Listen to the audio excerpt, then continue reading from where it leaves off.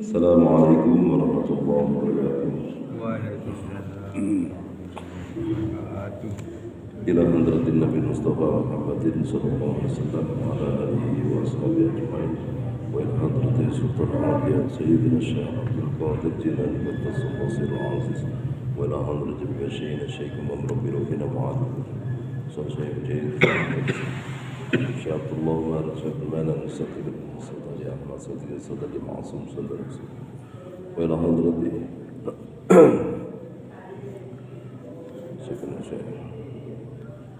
ولا حضرة معطف ذلك السيد أحمد الهاشم حضرة محمد وقصد المجلس ولله العلم الفاتحة أعوذ بالله من الشيطان الرجيم بسم الله الرحمن الرحيم الحمد لله رب العالمين الرحمن الرحيم مالك يوم الدين إياك نعبد وإياك نستعين اهدنا الصراط المستقيم صراط الذين أنعمت عليهم غير المغضوب عليهم ولا الضالين رب اغفر لي ولوالدي وللمؤمنين آمين يا رب العالمين.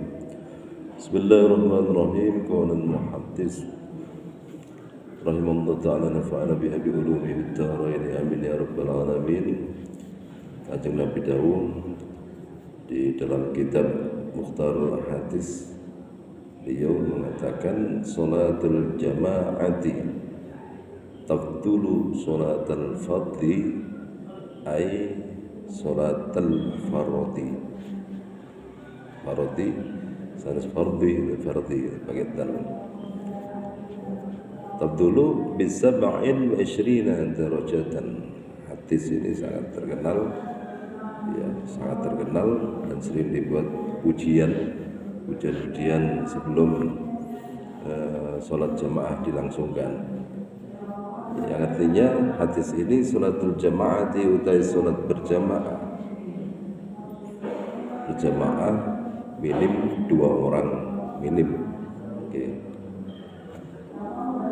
Semakin banyak jamaah semakin besar kefadilahannya. Makanya kalau kita telat sholat berjamaah selagi masih berlangsung, selagi jamaah di depannya itu masih berlangsung, meskipun kita itu hanya menangi tahiyat akhir, niku mending kita ikut yang tahiyat akhirnya jamaah di depan kita. Jangan menunggu salam terus kita berjamaah dengan makmum yang paling belakang. Ya, lebih baik ikut jamaah yang paling terdepan, ya, meskipun selisih atau meskipun kita pada saat itu tepat pada saat tahiyat akhir, karena kefadilannya itu lebih besar jamaah yang jumlahnya lebih besar daripada jamaah yang jumlah jamaahnya makmumnya kecil. Terus yang kedua juga sering diterangkan, jangan bermakmum pada orang yang masih menjadi makmum. Jangan bermakmum pada orang yang masih menjadi makmum. Artinya dia masih bermakmum pada imam di depan kita. Lah kok padahal itu kan belum salam. Kalau kita sudah pegang pundaknya bermakmum pada orang tersebut, maka sholat kita tidak sah. Sholat kita tidak sah. Bukan jamaah, ya jamaah jelas kita tidak sah, sholatnya saja sudah tidak sah. Makmum pada makmum, kecuali kalau sudah salam, maka boleh kita pegang pundaknya. Cara megangnya jangan keras-keras seperti gepuk koncoe, jangan. Meskipun yang jadi imam itu koncoe dewe, ya jangan gepuk itu sambil bergurau diteblek wanter bluek misalkan, ya kere aja ya.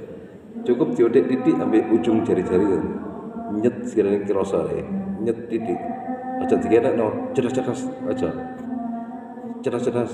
Jadi kekere kerasa, waduh iki makmum apa saya ngate nablok nyamuk nih keker. Jadi seperti itu. Jadi jangan dipegang sedikit aja di pundaknya, sedikit aja sekiranya kerasa. Terus di dalam berjamaah jangan sampai kita itu mendahului gerakan imam. mendahului gerakan imam. Kenapa hukumnya yahrumu, haram mendahului gerakan imam? Haram itu kalau dilakukan dosa kita. Kalau mendahului lebih dari 2 rukun, maka batalah salat kita. Atau terlalu ke belakang, bureni sampai lebih dari 2 rukun. Maca Fatihah kita fase-fasekan salat tarawih. Sementara imam wis rukuk, wis sujud sembarang kali, kita masih baca Fatihah. Maka batallah salat kita. Ya, batallah salat kita. Ya. Bisa kita langsung mengikuti gerakan imam, kita baca Fatihah, imam kok wis sujud, ya. Maka kita ikuti rukuk, i'tidal, sujud. Tapi nanti di akhir sholat setelah imam, sholat kita masih kurang 1 rakaat. Ya, karena nutut imam kita harus mengikuti gerakan imam sing asli di situ. Kalau imam sujud, ya kita baru datang langsung sujud. Kalau kita baru datang Allahu Akbar, ya baca Fatihah terus rukuk dewe, i'tidal dewe, sujud dewe sampai gerakan sama dengan imam. Itu juga boleh, tapi sholat kita kurang 1 rakaat. Kurang 1 rakaat. Terus pada saat salam akhir, pada saat tahiyat, itu tunggu salam imam yang kedua. Jangan salam pertama, assalamualaikum, imam yang pertama, assalamualaikum, kita juga salam pisan, jangan. Tunggu salam kedua dari imam, assalamualaikum, baru kita salam noleh ke kanan. Kalau rakaat kita kurang 1 rakaat, tunggu salam kedua dari imam. Jangan salam pertama kita langsung nambah 1 rakaat. Ya, masih kurang kita. Ya. Salam pertama imam, assalamualaikum warahmatullahi, kita tunggu bersabar. Ojo susu ngadeg dhisik. Assalamualaikum warahmatullahi. Baru kita naik nambah 1 rakaat. Ada lagi, satu lagi. Sami Allahu liman hamidah. Terakhir ha, enggak boleh ro. Enggak boleh sami Allahu liman hamidar, enggak boleh. Ya, sami Allahu liman hamidahu. Sami Allah, sami'a midanget sama Allah Gusti Allah, hamidakan muji ya sapa wong hu ing Allah. Hu domir ya. Itu seperti itu, ada tambah-tambahan. Jadi rohnya jangan dikeraskan sampai Allah menedar, jangan. Harus ha sampai Allah benar. Hamidah. Ya, hamidah. Nah, ini termasuk beberapa perkara yang harus kita benahi. Ada lagi, sering pengajian kan penting ya, nambah ilmu. Mudah-mudahan barokah, mudah-mudahan manfaat. Dipraktikkan ya. Kalau kita keliru duduk tahiyat, ya, sajane tahiyat itu duduk tahiyat awal, lah kok keliru tahiyat akhir, maka jangan dirubah. Amin. Keliru duduk tahiyat akhir, padahal isi tahiyat awal, jangan dirubah. Kenapa? Dalam kitab Fathul Mu'in, kalau kita mengangkat kepala gitu, nah kepala yang melebihi dari ukuran dengkul, maka batallah sholat kita. Jadi sholat kita yang batal. Ini ilmu ya, mudah-mudahan manfaat, mudah-mudahan barokah. Saat ini ilmu, kalau jenengan langgar ya batal saya itu. Besok nuntut dengan di akhirat. Loh, kenapa sholat kita kok gak diterima ya Allah? Lah kamu tahiyat apa? Kalau kan tahiyat akhir, cuma keliru duduk tahiyat awal, atau kalau tahiyat awal keliru duduk tahiyat akhir, terus tak angkat ngeten, ganti tahiyat awal. Lah itu sehingga batal sholat kita. Tuh, kok saya pancet dilanggar? Ya karena saya nggak tahu ada keterangan itu. Makanya para guru-guru itu kalau menerangkan harus diulang-ulang. Barangkali satu ilmu itu ada yang masuk ke dalam hatinya, hati para orang yang mendengarkan. Ini penting ilmu nih. Mana keutamaannya itu lebih dari 1000 rakaat sholat sunnah. Itu lebih mulia ilmu, lebih mulia ngaji daripada baca Al-Quran itu sendiri sebenarnya. Jadi jamaah Darussan itu memang sebenarnya ikutnya di kelompok sini untuk ikut ngaji dulu, ikut bersama-sama ngaji kitab, baru setelah itu kita Darussan, baru setelah itu kita baca Al-Quran. Saking mulianya ngaji. Orang haid itu haram masuk masjid, tapi kalau dia lihat ta'lim di dalam masjid selama dalanya nggak netes itu boleh. Ini orang wanita hafal Quran haram baca Al-Quran, tapi kalau dia niat zikir baca Al-Quran, niat ta'lim itu tidak apa-apa, tidak dosa. Nah ini hukumnya kan harus ambil beberapa jalur, jangan satu hukum kita pegang ternyata kita sendiri susah ya. Gitu. Sama dengan ketika dua orang mau akad, saling suka, saling mencintai, ketika akad nggak disetujui gara-gara wetone nggak pas, nggak setuju berdua gara-gara wetone nggak pas. Dua orang itu nekat akhirnya berzina, maka yang berdosa itu adalah orang tuanya sendiri, berdosa nggak mau menikahkan kedua anaknya gara-gara weton. Nah ini karena weton itu jangan terlalu dipegang, meskipun kita hidup di tanah Jawa.